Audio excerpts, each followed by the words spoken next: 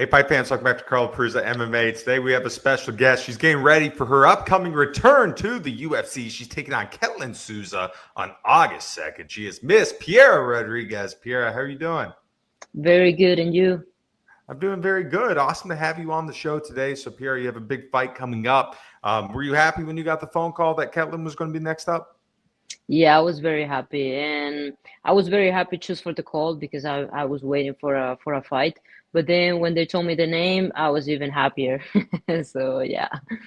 Absolutely. You've been doing this for quite a while now, this journey of mixed martial arts. And, so many people watch it. I think so many people, much fans watch shows every single week and all the different promotions.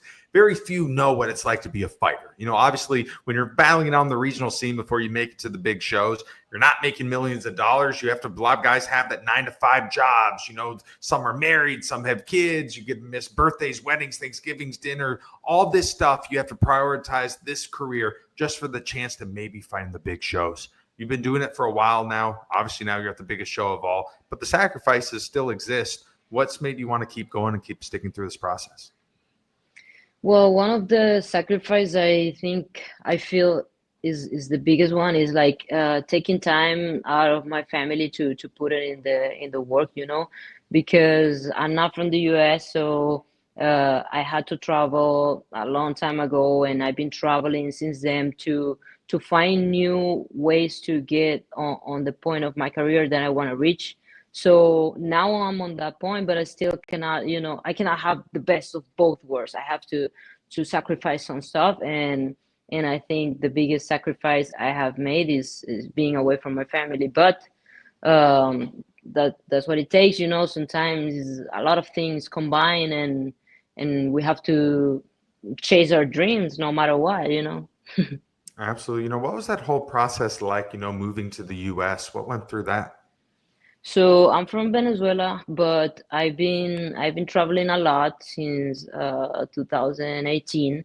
I was looking for a better future for my career. I was looking for new opportunities in the sport. So I travel a lot. I went to fight in Panama. I went to Spain to fight too. So I've been going to different places in the world to find ways to build my career. And then finally, when I got the call for the LFA title and then for the contender series in the UFC, that's when I decided to move to the US because I was like, okay, that's different. I can finally take all my time to the MMA and just put it into work and forget about all the other distractions. I think one of the fights that really got your name out there in the mixed martial arts community, obviously that LFA title fight against Gotzik. You're able to go out there, get a big finish, pick up that victory. What was that performance like for you? Well, I think that was one of the most challenging performance because it was my first fight in the US, and it was a big deal. It was for a championship, and also this girl, it was super tough, and it was a 5 round fight. But then since then, I've been having even like higher standards, coming to me. So every time I face someone is even better than the last one. So when you get into the UFC, it's like everybody is the best at what they do. So it's been very challenging for me, but it's also exciting because I like challenge. I like to build myself every day to get a new version and a better version of myself. So I think that's what got me here. Absolutely. One thing that I really noticed when I watch you fight is you stay very calm, you're very poised, you're very relaxed in the cage. For you, do you feel that fighting is more mental than it is physical? Yeah, I definitely think that. I think mental is like 95% and physical is like 5%. Of course, that 5% needs to be on point, but if you're broken mentally, then it doesn't matter how much you work on your body, it's not gonna work. It's more about what you have in your mind and also in your heart, because some things you cannot teach, some things in this world, like you cannot teach it to other person, like how to you can teach how to control your mind and your anxiety or your whatever you're dealing with, but the warrior heart, you cannot teach it. You have to have it. You have to have that fire in you that makes you want to fight even harder when the situation gets very bad. So I think some people have it and some people just don't. No, you mentioned it a little earlier, but obviously a big moment in your career was the Dana White Contender Series. Do you remember where you were when you got the phone call that you're going to be fighting on the Contender? Yeah, I was in Spain. I was getting ready. I was training a lot because I wanted to come back to the US and fight again here. But yeah, that was a very exciting day in my career. Absolutely. And Yeah. obviously, you were able to go out there, you're able to pick up a great victory on the Contender. What was it like to come victorious from that and knowing that you're going to go to the UFC?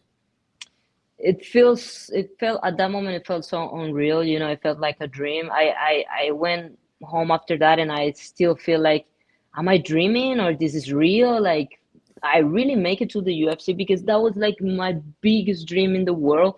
And when I started this, it was so far away. It was like 10 years ago, and I was from such a small town that when I say it to someone, they tell me, "You're crazy, you're insane. That's impossible." Like no one gets there from here. So when I accomplished that, that was like uh, one of the best days in my life, and it makes me realize that we can really do whatever we propose we're gonna do. Like, but of course we have to work a lot.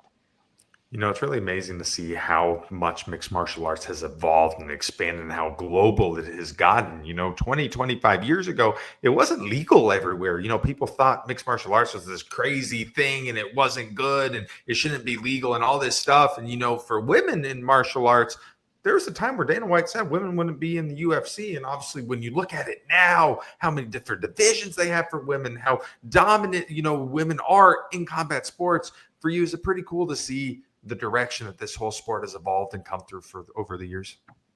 Yeah, absolutely. Like when I started liking the sport, there was not even like it was just Ronda Rousey starting in the sport. Like it was because of her that we start like, oh, maybe women's can be in the sport. But it was not a possibility. So, and coming from the town that I come from, Venezuela, it was even harder. So it was almost impossible for me.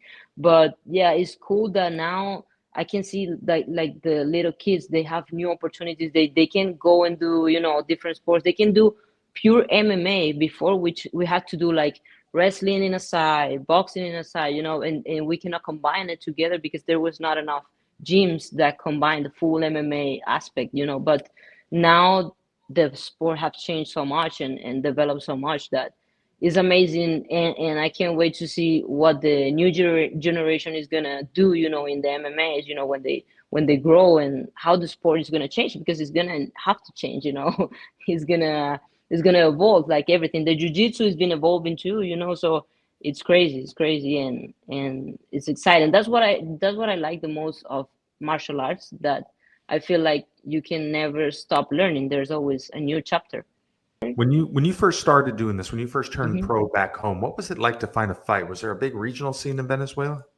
Okay, so first of all, I couldn't get pro in Venezuela because there was not like a company that do mixed martial arts by that time. So I had to go to Panama to start my career in MMA. I was doing pure boxing in Venezuela, and then in Panama I could start with the mixed martial arts.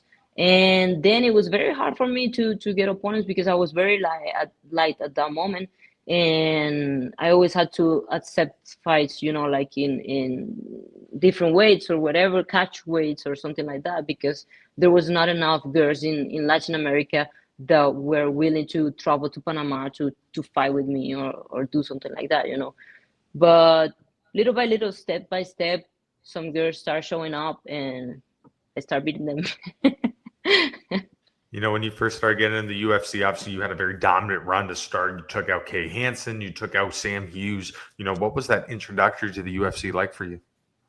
Well, that was very amazing, incredible. Like I remember my first fight in the UFC with Kay Hansen. I felt so slow. I was like, wow, I had so much adrenaline in my body that I can see the punch coming and I cannot move as fast as usual because the adrenaline is so high. And I remember I started the fight and I was like, okay, she's the grappler, I'm the striker, And then because I was so nervous, it was my first time in such a big crowd, so much lights and everything. I start seeing the fight so slow, moving my body so slow, and then she started boxing on me, and I was like, whoa. Calm down. Like, what's happening right now? She's supposed to be the striker, and she's supposed to be the grappler, and I'm feeling like I don't have enough grappling right now. But then I realized it was just nerves. I start moving a little bit faster and faster, and I started picking it up in the second round, and I was like, okay, it was just the big feeling of being in this big place right now, but I was just super stressful. You're talking about your striking background. You're one of those fighters fans like to watch fight. There's never a boring fight when you're in there. You like to go forward. You like to push the pace. For you, how much pride do you take in that fighting style?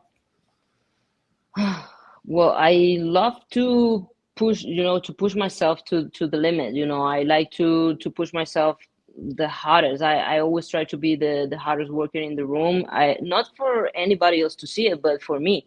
Like if today I did something, tomorrow I want to improve it, and that's my ideal. I never feel like I've been competing with someone else. I've been always feel like is a chance is a race against myself.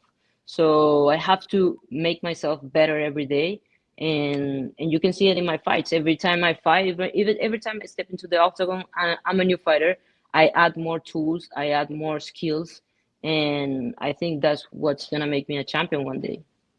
So the last time out, you took on Josephine Knudsen, were able to pick up a big victory. Coming off of the 2 losses in a row, how satisfying of a victory was that? Well, that was a victory that I absolutely needed. It was not like I wanted, it was more like I needed, because I felt so bad in the last 2 losses that I had, because the first lose that I had in my career, the referee thought I topped, but I never topped. You can see the videos, and then I was like, it's unbelievable that I'm losing my undefeated record right now just because a mistake or I did something wrong. I did a wrong move or whatever, but I was not quitting. So that was very hard on me. And then the second loss comes with a supposed to be an intentional headbutt, but I didn't understand what the referee was saying, and I didn't understand what was happening. So, like I told you, English is my second language, my third language actually. And then I couldn't understand what the referee was saying, and then he thought I was headbutting her on purpose, and I was like, whoa. But I was winning the whole fight. I was in control of the whole fight. So those 2 losses were very disappointing for myself, because I felt like I was doing everything good, everything right, but things were not going right in my life. So that's very hard, when you try your best and things just doesn't go the way you want. But that's life. Life is like this. We have to do a million things, and maybe just one we do it right. And and then when they proposed the fight against Josephine Knoxon, I didn't want it so much because I she was kind of my friend. She was my training partner for a while. So I was like, I don't want to have to ruin my training partner record to keep fighting in this sport, in this life or whatever, or to keep growing. I don't want to take something from a training partner, to keep evolving on my game. But that's life, and sometimes you have to do what you have to do. You have to show up, do the job. And I asked her, like I asked Josephine, are you okay with this fight? And she say, of course, my friend, I'm super good with the fight. Let's go. That's our job. Let's go inside the octagon and let's perform the best fight of the night. And I was like, okay, let's do this. And then when the victory came, now you can imagine how important it was for me, because I was struggling a lot with all the emotions for that fight. In a sense, do you find any benefit of being able to, get the loss, go through it? Do you feel any benefit, or do you feel that you're fighting more free now, not worrying about the undefeated title? Absolutely. Like even after the first loss in my career, I told don't tell to many people, but I told my friends. I feel like I drop a heavy bag from my bag, because uh, it everybody was expecting for me to win, and I was like, at that moment of my career, I was not enjoying fighting anymore.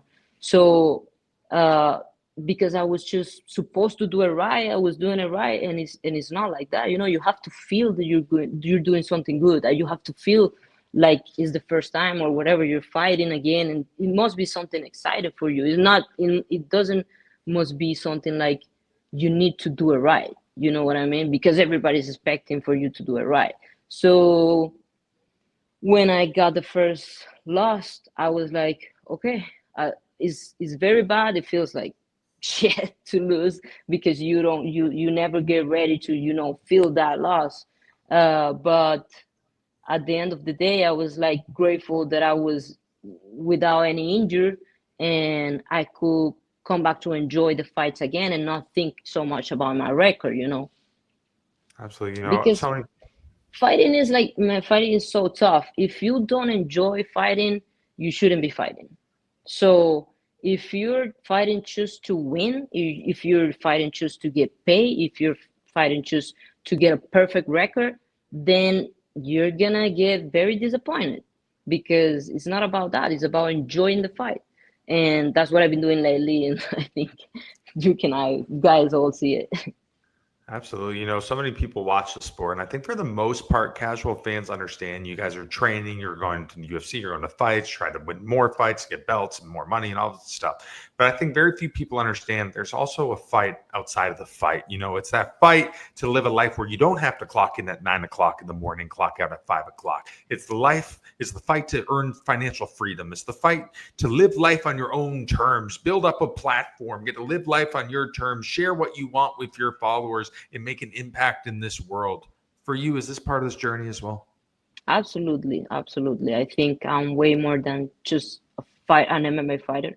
I'm a fighter in all aspects of my life, and I try to like I say, I do seminars around the world, and like I say in every seminar, I try to plant some seeds in every person that I talk to and every place that I visit, because I think martial arts are more about that than about winning. You know what I mean? It's more about the path. It's more about putting some good ideas on the people, like, hey, you can do it, you can also reach whatever you want to reach in your life.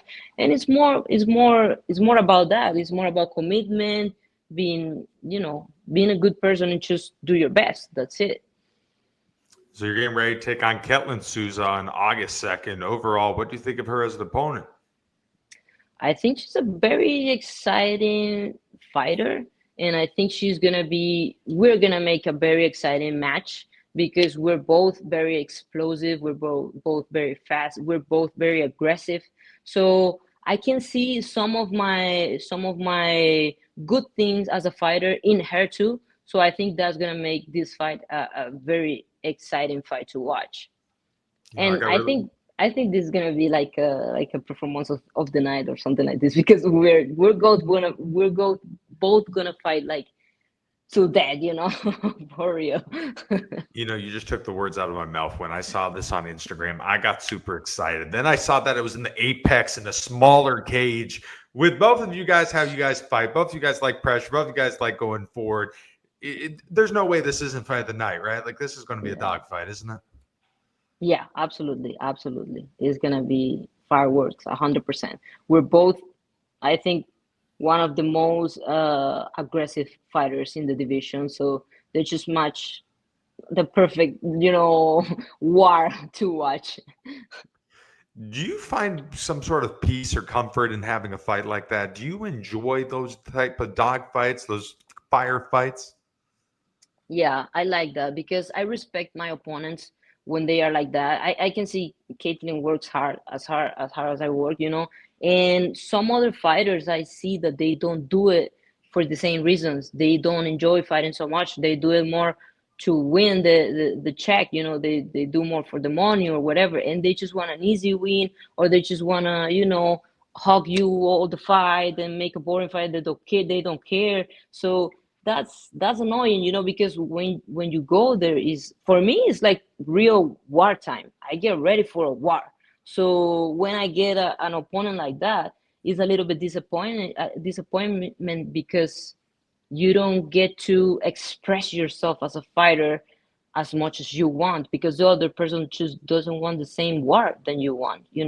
So it's a little bit annoying. But this girl, I think we're both in the same page, so I think it's gonna be a good fight no matter what. Absolutely. At this point in your career, what's the ultimate goal? So I think the ultimate goal in like papers with the career is, of course, the UFC, but not just one time, but to create something else. So what I mean is, like, I want to be a champion, but not just another champion. I want to create something new. I want to create a style in the MMAs. So I want that people see someone fighting and they say, "Oh, that's La Fiera style." That's another type of thing. And I'm creating that. I think I'm evolving and I'm creating my own style. And I hope when I get retired, people is gonna see and is gonna talk about that. Like, leave something in the sport that makes different, and create my own style. For you, what does it mean to call yourself a martial artist? It's way more than being in an octagon. I think it doesn't you don't need to step in a real fight to be a martial artist. I think it's more about respect. I think it's more about being honest with yourself more than with all the world. If you I think a martial artist has to be a warrior with a good heart. That's what it means for me. Absolutely. One thing I love about martial arts is that it puts so many values. You learn so much about yourself doing it. But I've had fighters tell me that, martial arts saved their life. It provided Yeah. direction, it provided structure, it provided opportunity, all these things. How has martial arts changed you and made you who you are today? It changed me a lot. I think I wouldn't have done anything good with my life if it wasn't for this, because I was like any other teenager, just thinking about whatever, going to a party and get drunk and do stupid things. And then I find martial arts, and it was like, whoa, there's way more in this life than just having fun, so or just getting a normal job like the rest of my partners. They just try to get into a job, make money every month, and that's it. And I always wanted something better for my life, and I think I found it with the martial arts.